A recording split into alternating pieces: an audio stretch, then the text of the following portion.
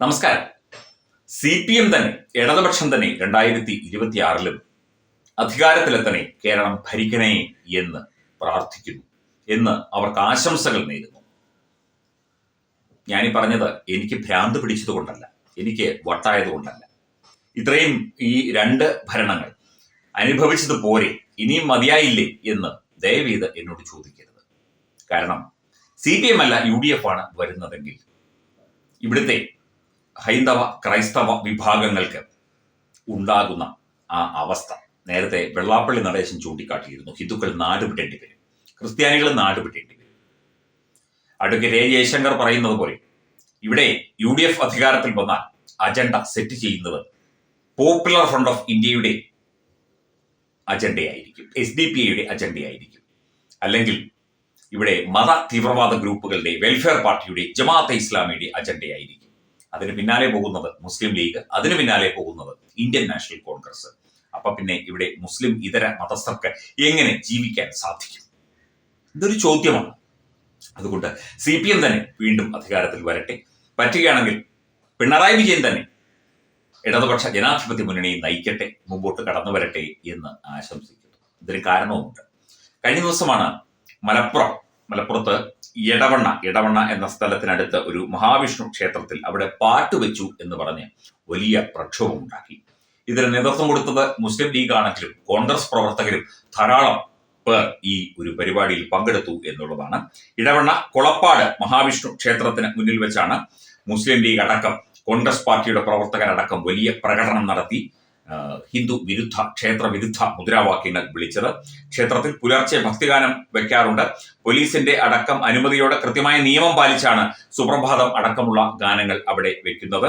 ക്ഷേത്രത്തിലെ ഭക്തിഗാനം നാട്ടുകാർക്ക് ശല്യമാണ് എന്ന പുതിയ കണ്ടുപിടുത്തവുമായിട്ടാണ് മുസ്ലിം ലീഗും കോൺഗ്രസും എത്തിയിരിക്കുന്നത്. കേരള ക്ഷേത്ര സംരക്ഷണ സമിതിയുടെ കീഴിലുള്ള ഒരു ക്ഷേത്രമാണ് ഈ ഇടവണ്ണ മഹാവിഷ്ണു ക്ഷേത്രം. ക്ഷേത്രത്തിൽ വെക്കുന്ന പാട്ട് പുറത്തോട്ട് കേൾക്കുന്നത് എന്ത് വില കൊടുത്തും നിർത്തിക്കും, പറ്റുകയാണെങ്കിൽ ക്ഷേത്രം തന്നെ പൂട്ടിക്കും എന്നുള്ള മുദ്രാവാക്യങ്ങൾ, ക്ഷേത്രം തകർക്കും എന്നുള്ള മുദ്രാവാക്യങ്ങളൊക്കെ ഉയർത്തിക്കൊണ്ടാണ് കോൺഗ്രസ് ലീഗ് പ്രവർത്തകർ ഈ ഒരു പരിപാടിയിൽ പങ്കെടുത്തത്. ഇതൊരു പ്രതിഷേധമായി മാത്രം കാണാൻ സാധിക്കില്ല. ഇവിടെ മുസ്ലിം പള്ളികളിൽ ബാങ്ക് വിളിയുണ്ട്, 5 നേരം ബാങ്ക് വിളിയുണ്ട്. ഇവിടെ ആരും അങ്ങനെ പരസ്യമായി അതിനെ എതിർത്തതായി വാർത്തകളൊന്നും നമ്മൾ കേട്ടിട്ടില്ല. ക്ഷേത്രങ്ങളിൽ ഭക്തിഗാനം വെക്കുന്നത് എല്ലാ ക്ഷേത്രങ്ങളിലും, കേരളത്തിൽ ഒന്നടങ്കമുള്ള ദേവസ്വം ബോർഡ് അടക്കമുള്ള ക്ഷേത്രങ്ങളിലൊക്കെ ഭക്തിഗാനം വെക്കാറുണ്ട്. വെളുപ്പിനെ വൈകിട്ടും വെക്കാറുണ്ട്. ഈ 2 നേരവും മാത്രമേ വെക്കുന്നുള്ളൂ. അതുപോലെ തന്നെ ഉത്സവങ്ങൾക്കും പരിപാടികൾക്കുമൊക്കെ അല്ലാത്ത പാട്ടുകളും ഒക്കെ വെക്കുന്നുണ്ട്. അതിനൊക്കെ പ്രത്യേക അനുമതി, സൗണ്ട് അനുമതി, പോലീസ് അനുമതിയും ഒക്കെ നേടിക്കൊണ്ടും റെക്കോർഡിക്കലിയാണ് ഇതെല്ലാം ചെയ്യുന്നത്.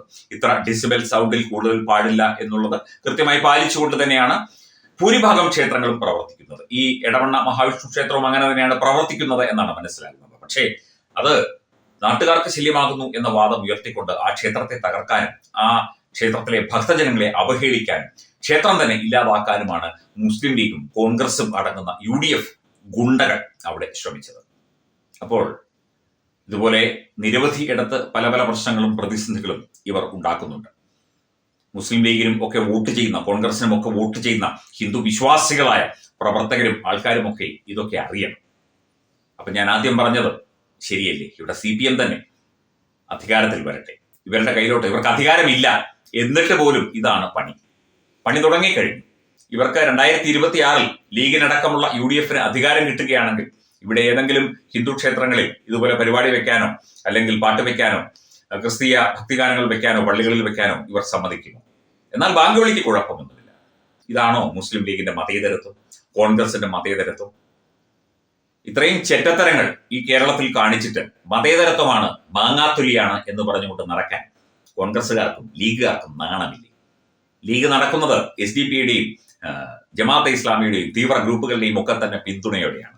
അവർക്ക് ഭരണമില്ല. അപ്പൊ പണം കിട്ടണമെങ്കിൽ ഈ തീവ്രവാദ സംഘടനകളിലേക്ക് കൂട്ടുപിടിക്കണമായിരിക്കും, നമുക്കറിയില്ല. എന്തൊക്കെയായാലും ശരി, CPM തന്നെ വീണ്ടും അധികാരത്തിൽ എത്തട്ടെ. ഇടതുപക്ഷ ജനാധിപത്യ മുന്നണി തന്നെ 2026-ലും 3-ാം തവണയും കേരളം ഭരിക്കട്ടെ. അതിനുവേണ്ടി ശ്രമിക്കുക. UDF എന്ന ഈ ചെറ്റകൾ അധികാരത്തിൽ വന്നാൽ ഇവിടുത്തെ ഹിന്ദുവിന്റെയും ക്രൈസ്തവന്റെയും അവസ്ഥ നേരത്തെ പറഞ്ഞതുപോലെ, വെള്ളാപ്പള്ളി സൂചിപ്പിച്ചതുപോലെ, കൂടും കുടുക്കയും എടുത്ത് കാശ്മീരി പണ്ഡിറ്റുകൾ ഓടിയൊളിച്ചതുപോലെ നാടുവിടേണ്ടി വരും.